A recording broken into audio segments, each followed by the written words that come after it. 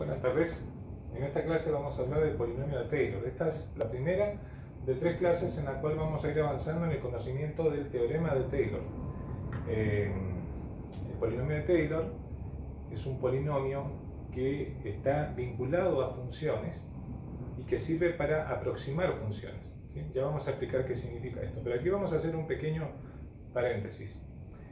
Estas clases, que van a ser 3, tienen como propósito acercar al alumno que está empezando en el estudio del polinomio de Taylor para que entienda de qué se trata. ¿Sí?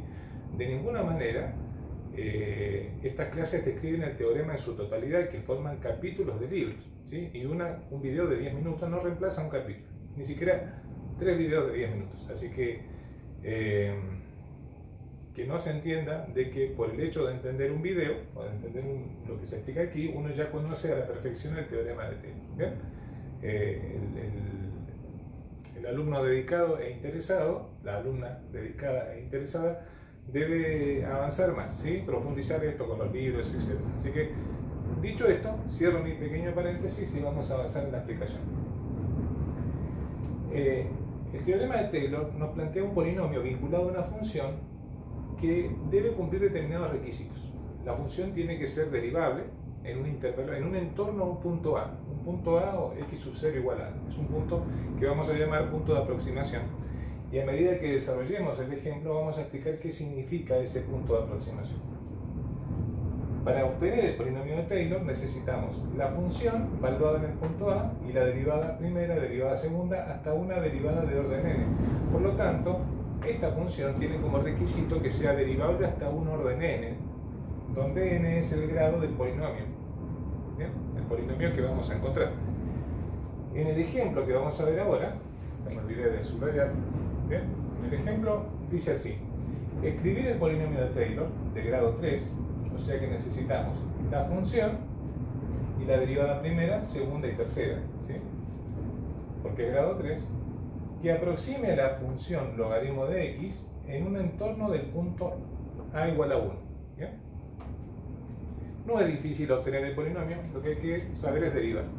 Entonces, ¿qué datos necesitamos? Bueno, necesitamos la función logaritmo de x, necesitamos la derivada primera, 1 sobre x, que se va a derivar. Necesitamos la derivada segunda, que es la derivada de 1 sobre x, que es menos 1 sobre x al cuadrado. Necesitamos la derivada tercera, que es la derivada de la derivada segunda, la derivada de esto, que sería 2 sobre x al cubo. ¿Bien? ¿Y qué tengo que hacer con estas derivadas? Que sería la función derivada primera, derivada segunda, derivada tercera, la tengo que evaluar en A, o sea, en el punto de aproximación, que en este caso vale 1. Entonces tengo que hacer logaritmo de 1, natural de 1, este vale 0. ¿Sí? Tengo que hacer 1 sobre 1, o sea, 1. ¿Bien? Tengo que hacer menos 1 sobre 1 al cuadrado, esto es menos 1, y tengo que hacer 2 sobre 1 al cubo, ¿sí? Esto es 2. Entonces, f de A es 0. F' de A es 1, F segunda de A es menos 1, F tercera de A sería 2. ¿Okay? Teniendo eso, que serían la función, sus derivadas valuadas en el punto de aproximación, entonces vamos a escribir el polinomio. El polinomio va a quedar así: p de x igual. ¿Okay? Tenemos f de A, o sea, logaritmo de 1, esto es 0, más f' en A, 1, ¿sí? F' en A, 1. 1 por x menos 1, ¿okay? Más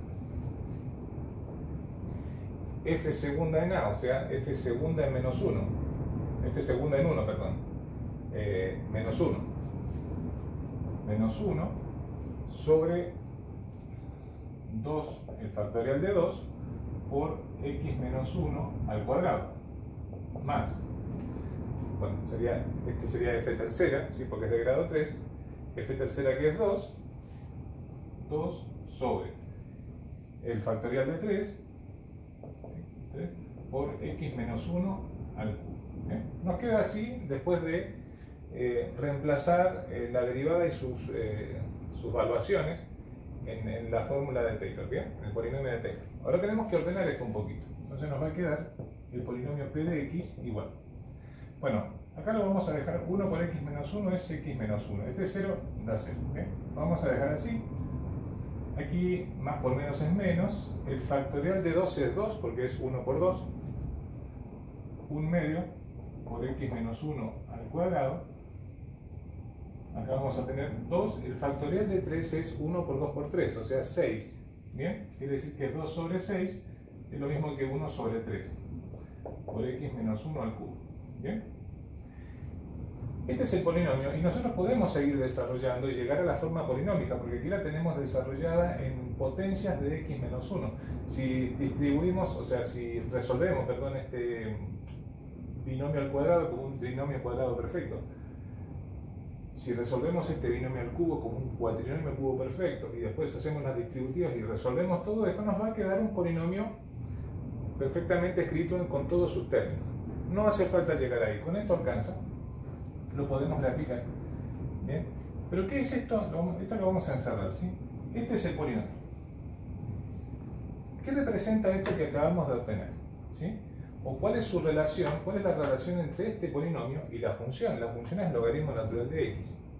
La relación, según expresa el teorema de Taylor, es que la función es aproximadamente igual, se comporta de manera muy parecida al polinomio siempre y cuando estemos en un entorno del punto A.